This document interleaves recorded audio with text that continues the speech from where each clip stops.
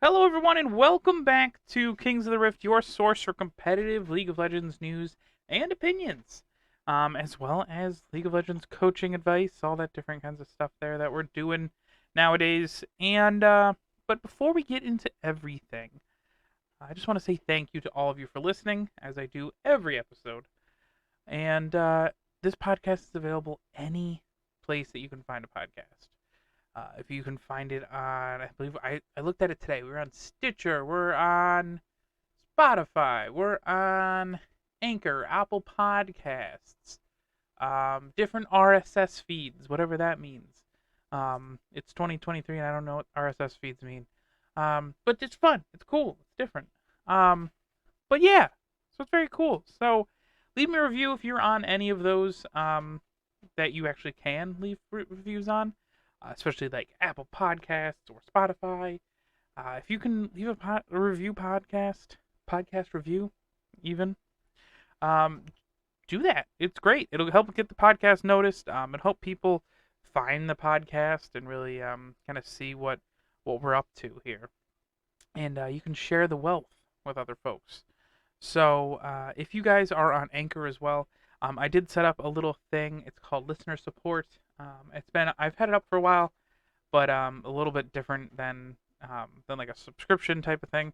Basically, if you just want to throw me a couple bucks, be like, hey, I love listening to it. Keep up the good work. Throw the money at me. You can do that if you want. I don't care. Um, but you don't have to. It's just a great thing. With the support like that, there is definitely more and more like incentive for me to make the podcast better and better. Honestly, I'll have the ability to get a new mic, get these new little bands here for my mic, get a new mixer, get new camera, all this different stuff there. If there's enough money that comes in from it, so definitely appreciate that. And today we're going to be talking about, as you can see above my head, if you're on the stream or on the video, or if you are just on Anchor, what today we are doing and talking about is ranked anxiety. The new season has come out today. Um, we are recording this as of January 10th, and season 2023 is upon us.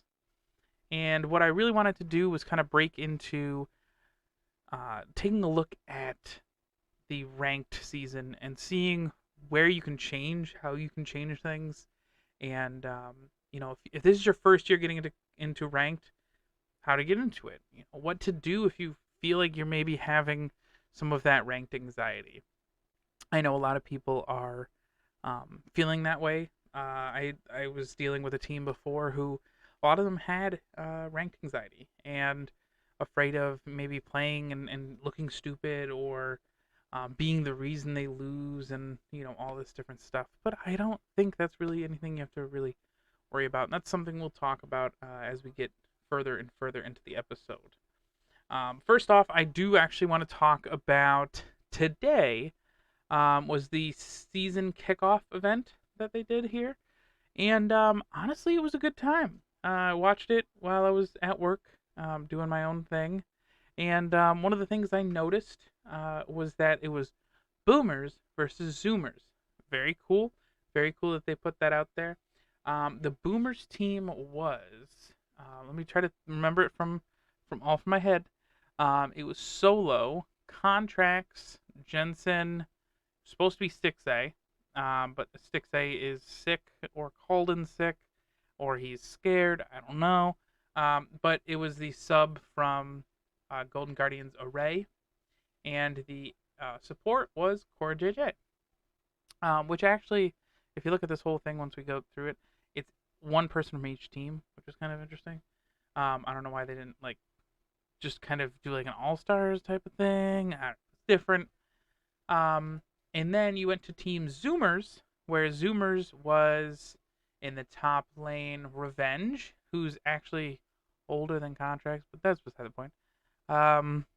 Spica from FlyQuest season. Then you have mid lane being Jojo Pune, who's a great rookie jungler, the epitome of Zoomer. Berserker, Zoomer as well, and Busio from 100 Thieves. So he was kicking butt.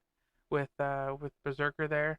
Very good duo. Like to see where Berserker was great last year, and that was just with Sven as his support, who's not a support. I mean, he is technically, but there's the whole is he actually a support? He's just role swapped, and he might not stay there forever. He said that he just thinks that Berserker is the best way for him to get a win, and I appreciate that. I do like that he's acknowledging that. But him with Berserker with Busio, a real support, honestly looked really good. Again, Busio was a swapped from mid, so it's a little, it's somewhat the same, somewhat different, and all that. The Zoomers took it 2-1 fashion, and first game went to the Boomers. Boomers looked really good. Boomers looked like they were really playing to like actually win. It looked like they gave a crap about the game. And it was like a whole knock-up comp that the Zoomers were running. So kind of like made sense. And like how to kind of counter that is really what they were doing. And it looked like the biggest thing that kind of really countered everything was when Core JJ picked the Tarek, and there was all melees on the Zoomer side, so the Tarek was able to just as soon as they jump in, as soon as they are about to get a knock up, you just hit the Tarek, you go all invulnerable, and you're good to go. You don't have to worry about whether or not kind of let them shoot their shot, and then once their load is blown, then you basically turn around and smack them, and you're good to go. And that's what happened in the first game. As we went to the second game, kind of looked like it was going to be again a Boomers side victory, but the Zoomers were able to just turn it around. There was a really nice kind of, I don't want to say throw, but the Boomers were able to get a lead early, and then the Zoomers just kept up and just had I honestly feel like a better comp in that second game there. And the third game was just very much it felt like it was like the Zoomers actually gave a crap and we're just like, well, let's just finish this thing off, take care of it, and we're good to go. So that was nice. I guess each team that like won, or the team that won, I don't know if it's each team that was on the winning team or if it's just the winning team, being like the Zoomers get to pick a emote that goes into the game. It's kind of a cool little thing. I really would like to see this have changed a little bit into instead of this whole like Team Boomer versus Team Zoomer, and have it just like one representative from each team. I would have literally liked to see like the 5 oldest players versus the 5 youngest players. I think that would be kind of a cool thing to see. It might literally just be garbage, and it might be that the Boomers, in that sense, just crush people because they're experience, or just that the younger ones will just crush them with their hands. Who knows? But I think that would have been a little cooler to see.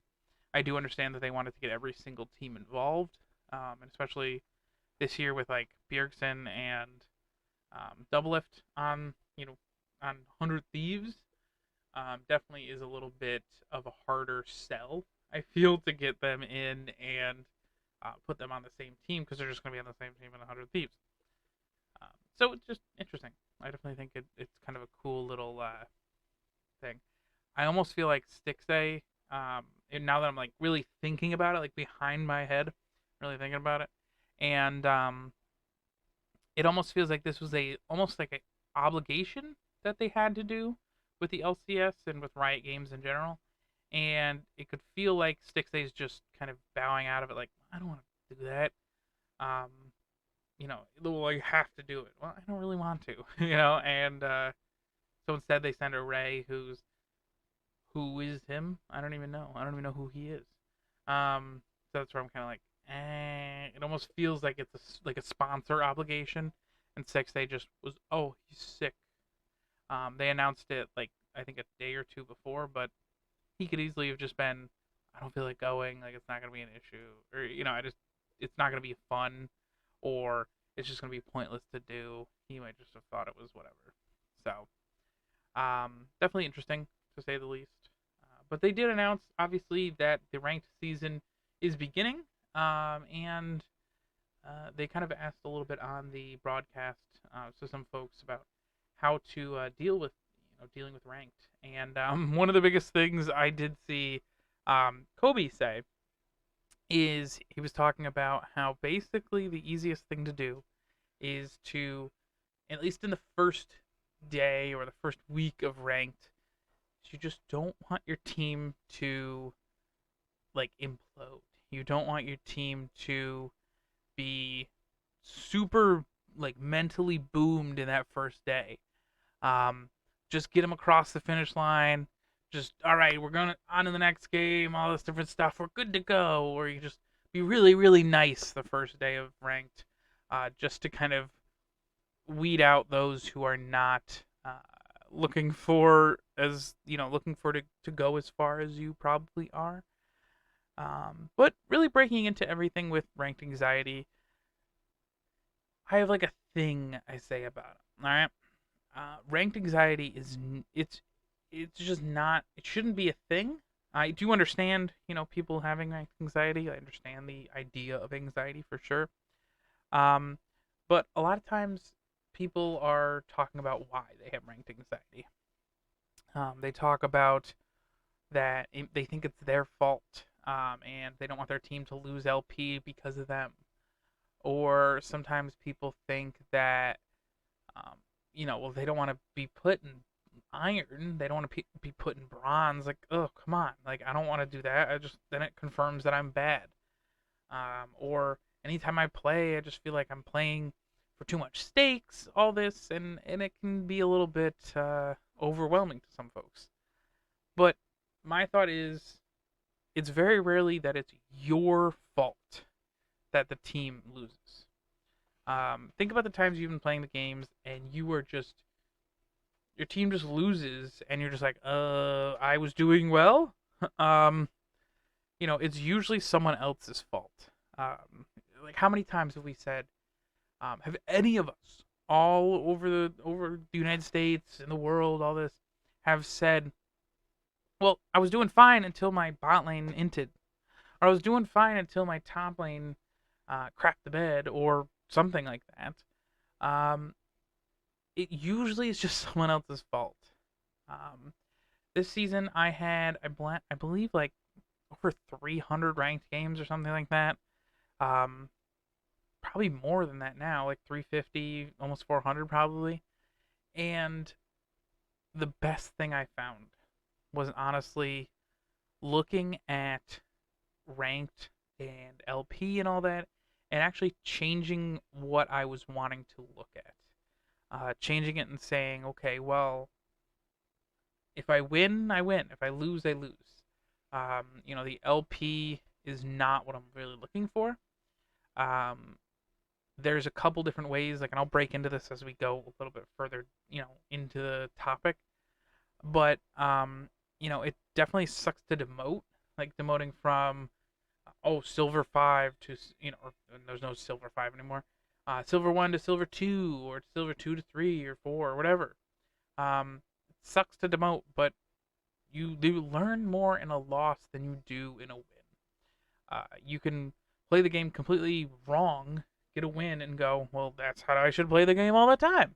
And that, unfortunately, is just kind of what people run into. But it's like you have to take a look at your LP and just realize that that's learning. You are learning with a loss. You are learning with a win. You should be learning with a win.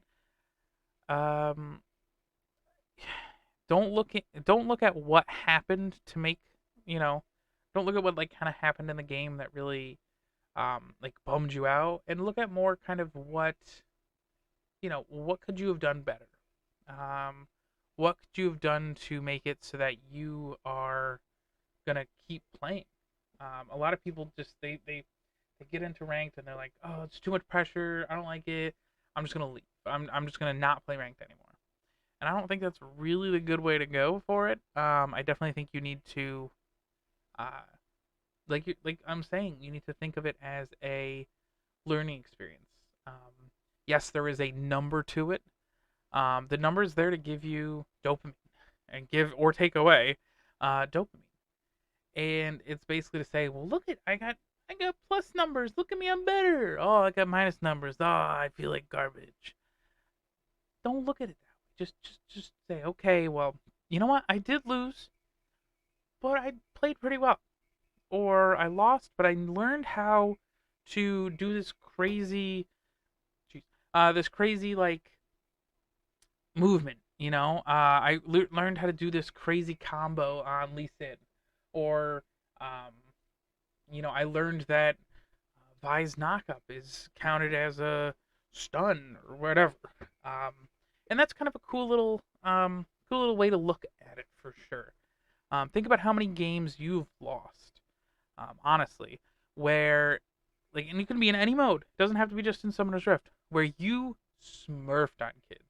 You completely just like opened up the game. You just crushed everything, and the next thing you know, you just lost. And you're like, what? What happened? You played that game well. You played it right, but your team didn't. And sometimes that's all that it unfortunately takes, is that your team can just not do as well for you, and you end up just kind of losing it and not doing so hot. But you got to think of ranked itself as a marathon, not a sprint. You're not looking to just, oh, well, if I don't get to gold right now, it's horrible. I'm just going to quit. And that's what I think a lot of people run into. It's a marathon. You got to just chug through it. You got to figure out, okay, well, I got to put, and if you look at it actually as a marathon, you have to prepare for that marathon. You can't just dry run a marathon. You have to figure it out. You have to um, do different ways of training for it. Um, you have to look at what it takes to win that marathon. If you wanted to win the marathon, if you just complete it. Um, but how do you figure out those things in the real world, and how can you really put that into your ranked games? You need to have better like mental in general when it comes to ranked. You need to just like figure things out that you go, okay, this is what I'm gonna do. This is how I'm gonna do it a little differently, and just look at it going forward. Um, you need to review your games. I did talk about this a while ago when it came to my ranked sheet that I did, and the sheet about kind of my breaking down the different parts of the game. One of the things I did actually would I'd play a couple games. And in between each game, what I would do is I would, before I even queued up anything like that, I would take a second, breathe, and write down the numbers from the game. All right, what was my KDA that game? What was my damage per minute? What was my is there a spot for my vision score? How was my vision score this game? How was my kill participation? Because that's a big part of it, especially as a jungler, which I am. How was my kill participation? Did I do well in that game with kill participation? Was I almost all of my team's kills, or did I have a great amount of assists? And was able to kind of take a look at it and figure out, oh well, like there's like you make your assessment, and you can figure out kind of what went right, what went wrong. If you really don't know what went wrong, and you weren't really necessarily, you were just playing the game, you weren't necessarily cognizant of everything, then take a step to basically step back at the end of either at the end of the game or at the end of 3 games, or whatever, and jump into a VOD review. Figure out what you can do to really make it so that you are understanding what went right, what went wrong, and just take it from there. That's what I've had to do. Um, After a few games, like I'm saying, take a step away. Especially if you're if you're losing, if you lost that last game or 2 games or whatever, take a step back and say, let's figure this out. Let's take a look and just figure things out. Why am I losing? What am I doing wrong? Am I jumping in too soon? Am I diving without support? Am I calling for dragons or for barons wrong? Do I need to work on my smites? Do I need to whatever? Take a look at that and figure that out for yourself. Sometimes even like after a win, it's hard to jump right back into a game because especially if I'm playing the same champion, it's hard to really go from I'm level 18 or I'm level 15 or whatever. I'm later in the game and I'm doing tons of damage, and I jump into a new game and I'm like that's the damage I'm gonna have in this level 1 engage. Oh, oh no, I don't. I have 2 damage because I'm level 1 and I only have one of my abilities and I have no items. And you just get to a point where you're like, "Oh, I shouldn't have made that attempt. I shouldn't have moved here. I shouldn't have moved there." And it's kind of a good little time to give a mental reset, so that you're starting from 0. You're not starting from 100% and jumping into a game having to be at 100% or feeling like you're at 100%. So you kind of have to ease your way into it. One of the things, like I did say, is that I used to do too is play a single champion if you're playing ranked. Instead of trying to focus on like learning the champion itself, if you have a champion that you are completely mastered, like you've mastered that champion, you know exactly what they do. You could play it with its eyes closed. Amazing, right? Use that champion because you will. I can guarantee you can at least smurf until you are in platinum. Because you can just play the champion really well.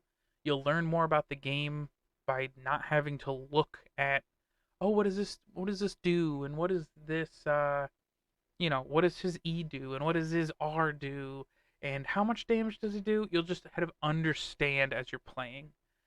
You'll be on a good autopilot. Not sometimes usually people say with League of Legends, if you're just on autopilot, and they usually say that's a bad thing. This is a good kind of autopilot where you are able to just take a look. You're able to pilot your champion without looking down at your hands, looking at where your keys are, or anything like that. You can just play this game, figure it out. You have the flow, you get it going, and you're just focused on getting better in the moment. You're focused on getting, ready in the game and figuring out how that game translates into a win for you. That's something that I think, honestly, one tricking is a great idea. But as I said, ranked is a marathon. So instead of like just getting out there today and sprinting towards the end and just running face first into a wall, take a second, make a conscious effort to take a look at your mental habits, any processes that you have before the games, and just kind of go with your heart. Go with what feels right and how you want to go forward in League of Legends. You got to make a plan. You can't just throw yourself at this marathon of ranked and just hope it sticks. You got to push forward. You got to figure things out. And honestly, you really need to get further and further invested in yourself. And you need to take a look at how you want to play the game. And if you can consistently play the game that way, that you are really looking for, then you can just end up winning. If you know how you want to play that game, you know how to want to play every game out. Things do change, but do you want to get dragons every game? Do you want to get Baron at 20 minutes? Do you want to always gank top? If you have a path, have a plan, you're going to be set up better for success when it comes to ranked than anybody else on your team. But with that, I am going to head in for the night, everyone, and I appreciate Appreciate the podcast listeners as always.